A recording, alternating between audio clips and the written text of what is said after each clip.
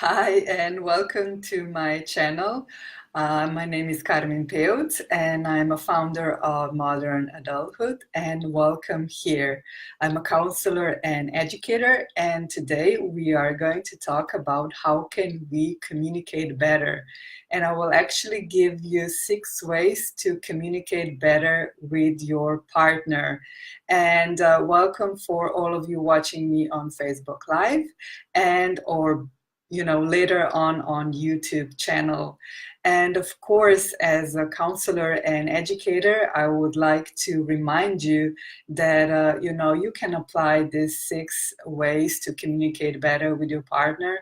But just to let you know that each partnership is unique, and apply these tips the way you feel comfortable with applying these tips, for your relationships.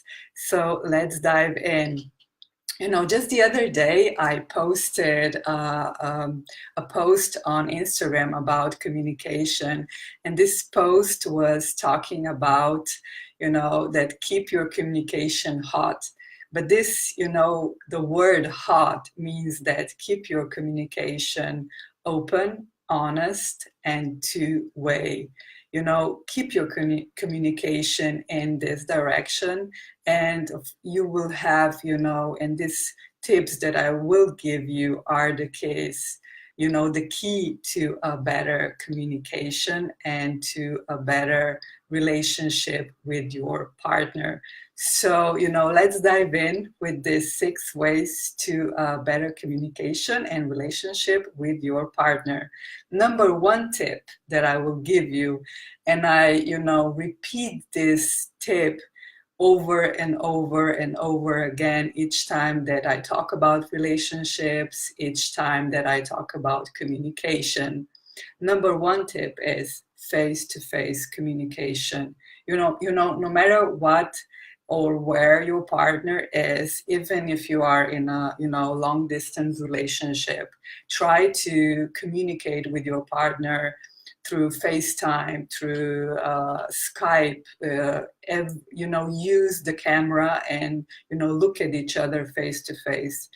Please do avoid any communication through texting or through email, because it will get you into trouble. You will have unnecessary misunderstanding, and try to have your communication, because every time that we are in a communication, our feelings are involved, and we are maybe also angry, and we are vulnerable, and we can say something and write down something that it's not really kind. And on the other hand, we have a partner that that this message and the choice of words can harm your relationship. So try to avoid written communication, and use the face-to-face communication. Number the second way that I will give you that you can use in your communication is, try to find the time. Because when we are in a hurry, when we are in stress, we, the communication needs to be, you have to find the time to have a communication. So for example, if you are busy and your companion is busy, it's nothing wrong that you actually schedule your time for communication, because you don't need to feel stressed, you don't need to feel in a rush, and find the time to communicate. And also, if you are someone who has a hard time expressing your feelings, expressing your thoughts, try to write down beforehand, before having, conversation with your companion.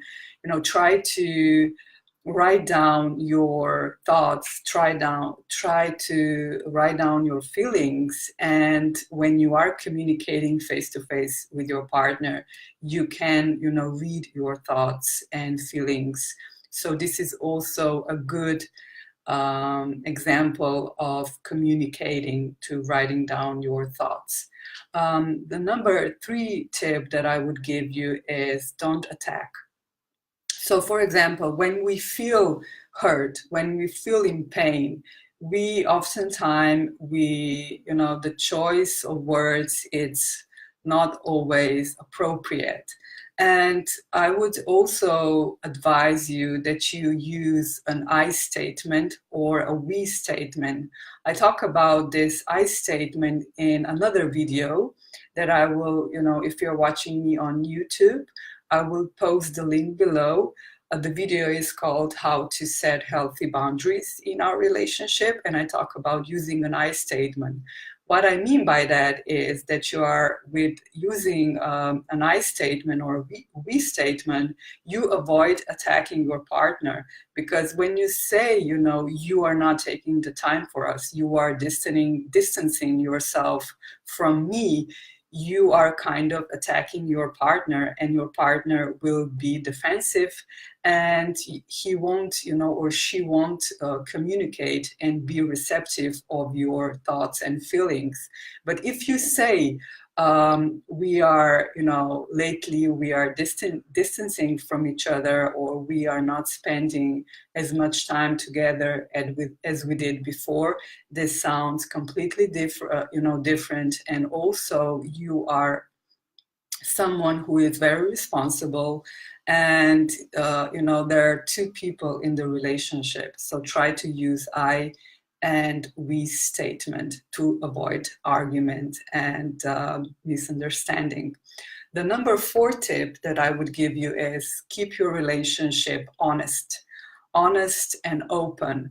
Agree to be always open in the communication and honest, because only that's how, this way your relationship will be, on a healthy fundamental ground, and openly discuss about your relationship. And also, when you are wrong on a certain topic or in a certain situation that you are with your partner, do say, of course, I'm not perfect, and do apologize, and don't try to use excuses. Because when you are open, when you are honest, and you are seeing also that you are not a perfect person, you are, someone who is trying to have a healthy relationship. Number 5th way or tip that I will give you is that you check your body language. What I mean by that is that when you are communicating with your partner, have a communication, of course, face to face. So sit down, look at your partner, have a time for them, in between, don't check the phone, don't answer the phone, don't check emails, don't check text, don't play any video games.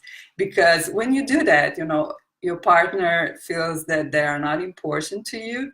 But when you are, there and fully present, and you give them attention, then, your partner knows that you are there, present, and, ready to respond and communicate. And number 6 tip, number 6 way that I will give you is 48-hour tip. What I mean by that is, for example, if you are, if your partner says something that you feel that it makes you feel angry, or they hurt you, try to think about this communication and the words that your partner used. And of course, communicate with them, but try to take that 48 hours in consideration. And if in 48 hours you will feel the same, like you will feel angry and you will feel that they hurt your feelings, try to communicate with your partner. Because if you don't communicate, your partner cannot read your mind, and your partner cannot apologize and, change with their words or with their behavior. And of course, in the end, when your partner sincerely apologizes for what they did, let go of the issue that you had. It's not, you won't do anything with dragging that issue in the future. And especially if this issue that you have and your partner sincerely apologized, this issue is totally irrelevant. So I hope these tips were very helpful to you. So if I do a recap right now, try to have a face-to-face conversation. Be honest in your communication. Be honest and be open. Always find the time to communicate. Avoid attacking. Also, the number fifth tip is that look for the body language, and you can also use the 48 rule. So I hope this was helpful.